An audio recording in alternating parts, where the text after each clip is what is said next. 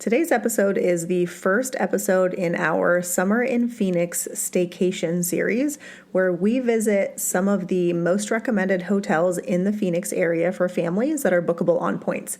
Today, we are all about Hilton Phoenix Tapatio Cliffs. So if you've been planning a trip to the Phoenix area or looking for a fun staycation, listen in.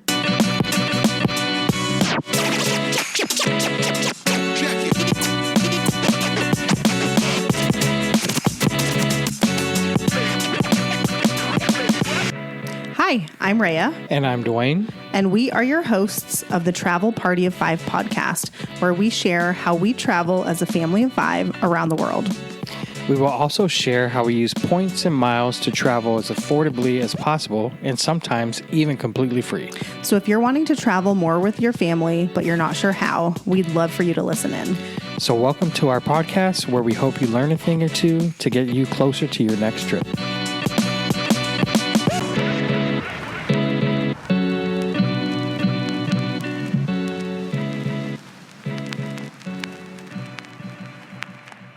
Hello, friends. Welcome back to Travel Party of Five podcast. Go ahead. Yes, welcome back. Hello. I'm back. Yes, Dwayne is joining us today.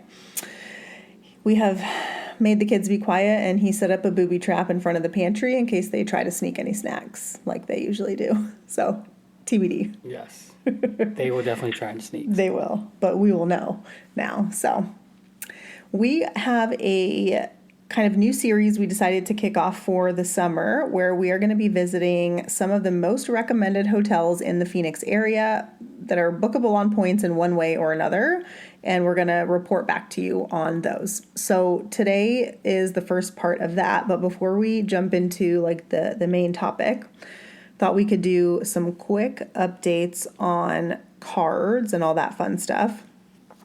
As a side note, when this episode airs, you will officially have 3 days left to take advantage of the Chase 100,000 points sign-up bonus on the Chase Sapphire Preferred card.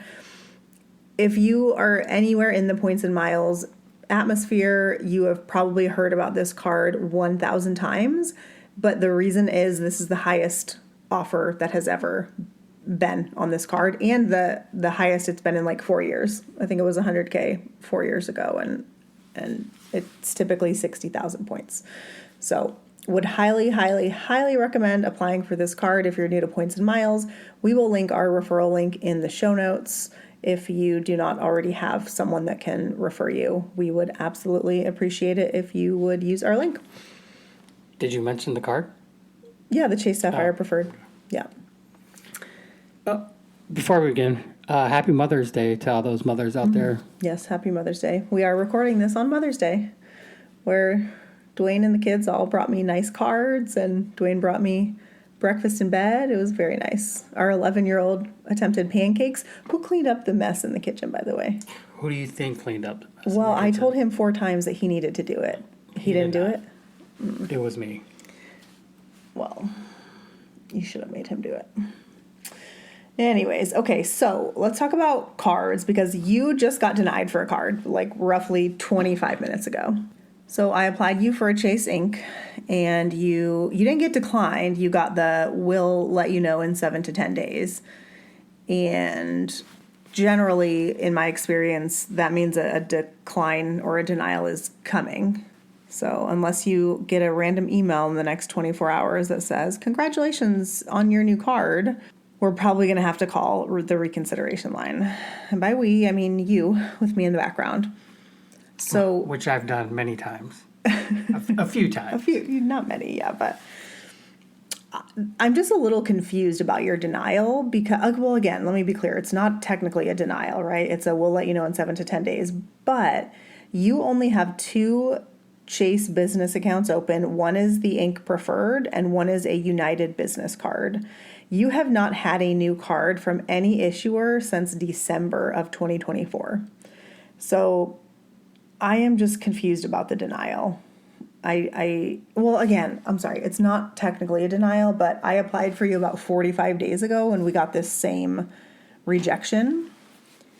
We got the same notice, which ended up becoming a rejection. So at the time, I thought maybe they were viewing you as being at 524 because you're an authorized user on my Capital One Venture X, but that would have since fallen off. And so I don't know what the reason is. So we're going to have to wait until you get the letter, and then we're probably going to have to call. But it's just so strange because in the meantime, I have had 7 new cards since January of this year, and you have had 0. It's a lot of cards. It is a lot of cards, but I don't know. So I'm just sharing kind of that we get denials too. And if you are getting denials, just hang in there, keep going. You know, there's plenty of other cards that you could apply for, but we need to be working on some more Chase points. So I think right now we have roughly 200,000 Chase points, which is not very many in my eyes. So that is where we're at with cards. And I guess because people are probably going to ask on Instagram, I will briefly tell you the 7 cards that I have been approved for since January. A Chase Inc. Business Unlimited, a City Advantage Business, a Chase Inc. Business Preferred, a Chase United Business. You see why I'm confused about why you're getting declined. An American Express Blue Business Plus. That was not a very good offer, but they kept targeting me, and so I did it because we are doing a shower remodel, and I could easily meet the minimum spend in one swipe. A second City Advantage business card because I'm attempting the City AA double dip. Still TBD on that and if that is still working. So I don't want to say, I'll say more if it does work. And then the Amex Hilton Aspire card. I was able to get approved for that after being in pop-up jail for at least 6 months on that card. So that is exciting. I don't know if I'm truly out of pop-up jail or if I just used a link that wasn't giving the pop-up. Sometimes Doctor of Credit or other websites will like post links that basically say, you know, you shouldn't get the pop-up when you apply for this. But I also spent $3,000 on my Amex card buying flights to Thailand. And so that could have also gotten me out of pop-up jail. Dwayne is just staring at me blankly like, did anything that I said just make sense? I mean, yes, it makes sense. It's just a lot of moving parts right there. So many moving parts at all times. Yeah. But that's just how my brain works, and my brain likes that. My brain gets bored when things are routine. So yeah. And my brain is the total opposite. Dwayne's brain is always routine. Just, you know how they say like people, like some people were shocked to learn that other people have like a voice in their head, like narrating things. And like Dwayne has no voice. I think it's just silence going on in there. I mean, there's a voice sometimes, but my brain is just constantly like, you should do this, and what about this, and don't forget to do this, and blah, blah, blah, blah, blah. It talks to me all day long, all night long too. And I think Dwayne's brain is just like, it's just quiet in there. Yes. Or telling me there's a basketball game on, or a baseball game, or a football game, something. Priorities.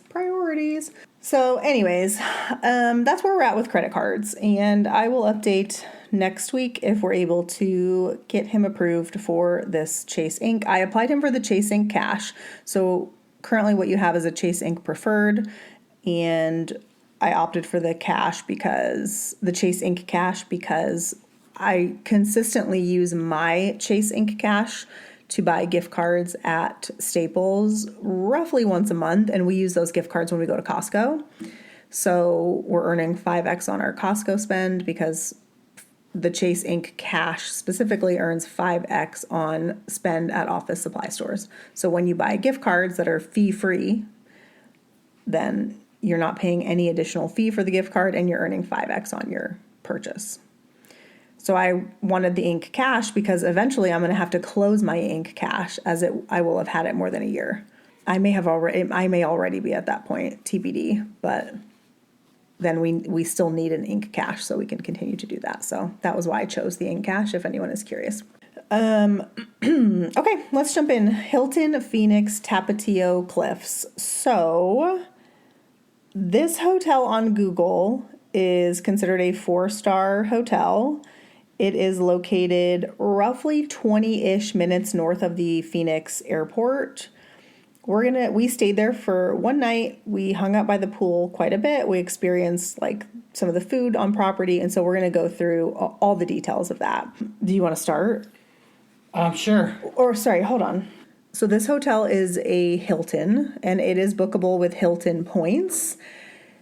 Generally in the summer in Phoenix, hotels tend to be cheaper because it's so hot here that nobody wants to come here.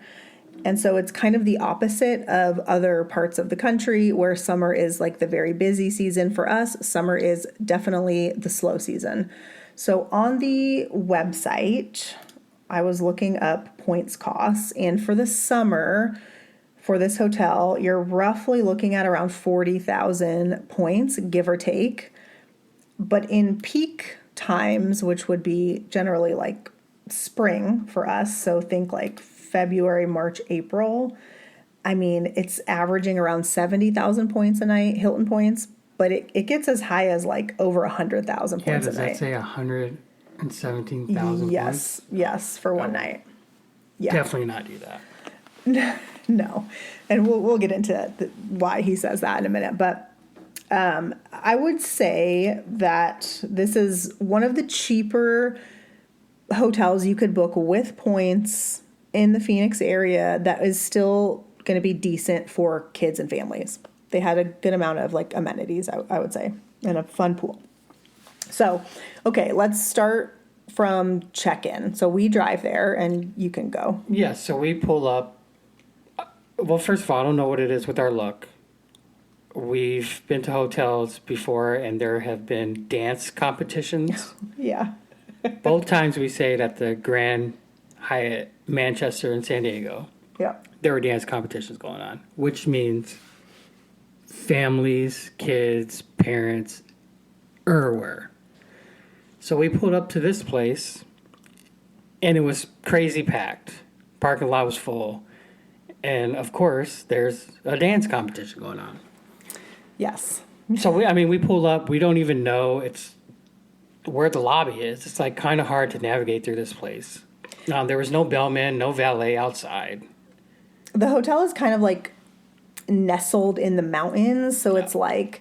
And there's, like, a main building, and then there is a bunch of different, like, side buildings. And depending on where your room is, you could be really far from, like, the pool. Like maybe almost have to drive, depending on your walking capabilities. We don't know about that. There was 5 pools and the falls, right? So 6 total? Yeah, but, like, I don't know if you looked at the map, but, like... I didn't look at the map. Like, where we were at in the main building was, like, right next to the pool. But there was, like, a whole other, like, area, like, way over here.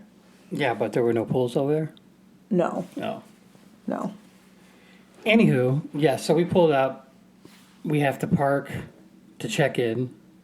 We can't find parking. Yeah, we can't find parking. So, we literally had to find a parking spot.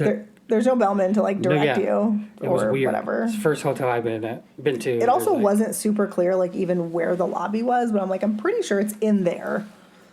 So. Yeah, so anyway, confusing at first. Then we check in. We asked for an upgrade. Right? Yeah, so Dwayne has Hilton Diamond status, so I booked the hotel under his name for that reason. He has it through the Hilton Aspire credit card. At the time, I didn't have the Hilton Aspire yet, had not been approved technically. But I didn't book the hotel directly with Hilton. So I booked it through the American Airlines hotel portal, actually. I did that because I am also on a quest to earn American Airlines status this year. So instead of booking direct with Hilton, because number one, we paid cash. And number two, I don't care about the elite qualifying nights through Hilton. It doesn't matter to me. So I wanted to get as many AA points as I could for this stay. So we paid cash through the AA hotels portal, which is considered a third party. So I did attach his like Hilton number, and it did show up in his Hilton app. But when I asked if they had any upgraded rooms, she was kind of like, oh, like because you booked through a third party, we don't normally do that, but I'll go ahead and make an exception. I don't think she actually. I don't think she just moved us closer to the pool. Yeah. So I had booked a 1 king bedroom suite which was supposed to have like the king bed in one room and then a pull-out queen sofa in kind of the living area, and that's exactly what we got. So with a bathroom in the middle. I don't think unless the closer to the pool was an upgrade. But I did check our receipt, and as a Hilton Diamond member, I believe you get a $15 daily like food and beverage credit that can be applied towards breakfast or whatever you want. And they did apply that to our receipt. So it seems like they did actually give you the benefits, even though they weren't supposed to. Nice. Thank you. Yeah, so that's good to know. Okay, so back to the resort. Yeah. Well, okay, so talk about so we check into the room. We check into the room. First of all, the hotel's old. Yeah. It's been here a while. And you can tell it's old. Yes. Didn't you say they last renovated in 2019? Is that what you said? I'm pretty sure I read 2016, but I would have guessed much longer than that. But it's definitely in need of another renovation. Yeah, we were on the first floor, and our room was just, it was kind of dark. It smelled a little bit musty to me. I mean, spoiler alert, we wouldn't return to this hotel. No. I mean, I wouldn't be mad if I never went back, but, I mean, the pool was great for kids. Yes, and I think, like, if you are a family on a budget coming to visit Phoenix, this could be a good option because it's pretty cheap in terms of points, like Hilton points, especially in the summer. So there's like 5+ pools. They have a water slide.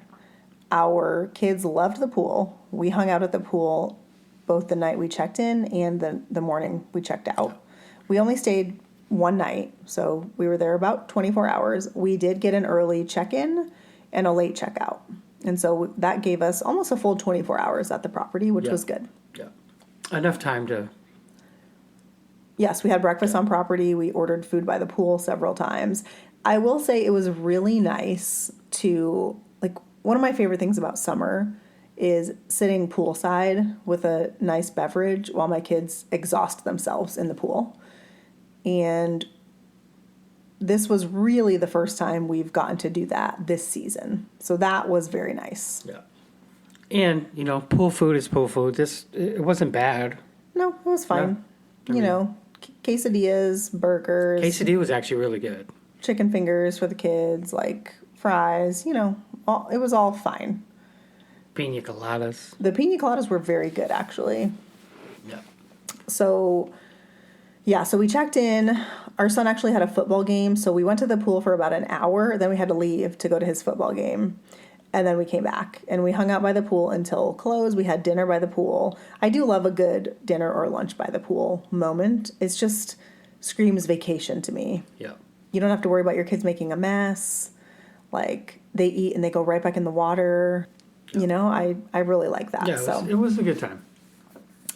And, so then we just went to bed. I will say in addition to the dance competition, there was prom. Yes, there was a high school prom. I forgot. Which was held directly behind our room. Yes. And so here's what I will credit this hotel for. I am a light sleeper. I travel with earplugs because hotels are loud sometimes, and I don't expect other people to, be quiet because of me, obviously. It's my responsibility. So I travel with earplugs. I got out my earplugs. I put them next to the bed because I was anticipating for sure I'm going to need these earplugs with this music bumping next to us. But you really couldn't hear it when everything was closed. And I did not need the earplugs. And we were in bed at like 8:45. Yeah, it was early. And so I was like, this party is easily going till 10 or 11. So like, I'm for sure going to need the earplugs, but I didn't. And it was not bad. So I guess there's something to be said for an old building and the soundproofing. Yeah. Because it was good. The other thing that I'll say about the pool is I don't know if they have more umbrellas that they set out in the summer, but I mean, it's already fairly warm here. It's May. We visited there the first week of May, so very recently. They only had umbrellas in like the first row of chairs, and there were maybe 3 other rows of lawn chairs behind that with no umbrellas. And I'll remind you that this is Phoenix, Arizona, where it gets to be 115 in the summer. So that was concerning to me. And I would not, I mean, I wouldn't be able to sit by the pool without being under an umbrella. I didn't even pay attention to the umbrellas. I know, because you have brown skin and you don't burn and it's fine for you. You're not concerned. But I had, for anyone who doesn't know, I had a stage 1 melanoma removed from my leg like a year or two ago. And so sun protection and being able to be under the shade, especially here in Phoenix, is super important to me. And so if that is important to you, as it should be, I would just forewarn you that they didn't have a lot of umbrellas or shade at this pool other than the front row. So, I mean, our room had a pool directly in front of it. It was the family pool. Yeah. Small I guess pool. yeah, it was smaller, way smaller, like a fourth of the size. Anyway, or anywho, if there's no umbrellas for you at the main pool, that I'm assuming that's there's a bunch of for you to go to a different. There's a bunch of other small pools around the grounds. However, Dwayne was like, we should come back and go to this pool when we come back from the football game. And our kids were like, we don't want to go to this pool. It's just a very basic pool, right? Whereas the other one has a water slide and a little water fountain, and it's just more fun. Yeah, it's definitely more fun for the kids. And there's no service or any like food service or drink service by the smaller pools that we saw. So. Which means you can save money and bring your own. I guess that's true. Drinks were expensive. They were expensive. A pina colada was $20. Yeah. Well, your margarita with a special tequila was like $24. Yeah, that's wild to me. Wild. So, yeah. Prepare yourself for that. Pack your credit cards. Okay. We also woke up and had breakfast the next day. They had a breakfast buffet. In full transparency, I do not know how much the breakfast cost for 5 of us, but we did get the $30 credit applied. We have several charges on our bill, and I'm not sure which one was the breakfast. So, do you know? I do not. I hope it wasn't this one, because that's a lot. No, that was lunch one day. That was the day we got those drinks at lunch. Well, then, I mean, all the other charges are $45 or less. So I actually maybe they didn't even charge us for breakfast. I don't know. Anyways, whatever. Don't know how expensive the breakfast buffet is, but probably would assume it's not worth the money. We ate there. It was fine for the kids. I didn't love it. Everything was just kind of bleh. I don't know. What did you think? I mean, I wasn't anything special, but I didn't think it was bad. It wasn't bad. They had an omelet, made to order eggs, omelet yeah. station. Yeah, which is good. Bacon, sausage. It was fine. They had waffles. I didn't try the waffles. They had juices, yogurt. It was a robust buffet. Yeah. I mean, we've had worse buffets. We have, yeah. So that's true. Okay, so overall, again, I mentioned at the beginning, this is a 4-star hotel on Google. We think this is a solid 3 to 3.5 star hotel, because the Grand Hyatt Scottsdale is also technically a 4-star hotel on Google. Yes, and that property blows this property out of the water. Yes, there is no comparison whatsoever. None. But the service, the service is just way better at the Grand Hyatt. There really wasn't any service here, I mean, there are no bellmen, it's just that, no one offered to take our bags, nothing. And so this is not a 4-star property. No. I think 3 to 3.5. I would give it a solid 3. However, again, if you are visiting Phoenix on a budget. Yes, and are on a budget or looking for a staycation that are on a budget, the cash rates for this property are not that bad if you don't have Hilton points. And I do think it could be a fun little 1 or 2 night getaway if you live locally to take your kids and have them enjoy the pool, for sure. They also have golf. They have a spa. We didn't try either of those things, but I mean, I'm sure they're fine. Yeah, I mean, I'm sure the golf course is really nice. It is located. So the other thing is, if you are coming from out of town, you are likely going to need to rent a car. Oh, for sure. It is in the middle of nowhere. And so unless you want to pay to Uber 20 minutes in any direction, I would suggest renting a car. Parking on property is free, so you don't have to worry about that expense. And yeah, it's just not close to anything. Like there's no restaurants or anything. It really is kind of in the mountains.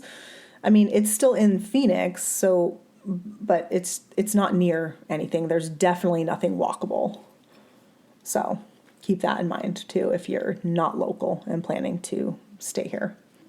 If you're curious to see a little bit more about what this property looked like, I also filmed an Instagram reel that I'm going to post likely the same day this episode airs. So feel free to go and check it out on Instagram at Travel Party of Five. And I know sometimes it can be helpful just to get a visual to kind of go with everything that we're saying. So do that. And if you have any questions or anything, feel free to DM me on Instagram as well. Anything else for you? No, just stay tuned for our Staycation summer series. Yeah. Yes. Our next hotel that we're going to do here in a bit is the Arizona Grand. And that is like, it has like a full water park. We've never stayed there. And it's actually not bookable with points, but it is bookable through a portal. So we'll talk about that on the next episode in a few weeks, and we will catch you then. As always, if you get any value out of this podcast whatsoever and enjoy listening to us ramble, please leave us a rating or review wherever you listen. That helps more people find the podcast. Yeah, we would appreciate it. We would so appreciate it, and we appreciate you. Remember, get that Chase 100K offer applied for if you don't already have the card. Link is in the show notes, and find me on Instagram if you have questions. Okay, we'll catch you on the next one. Thanks for tuning in. Bye. Have a good one. Bye.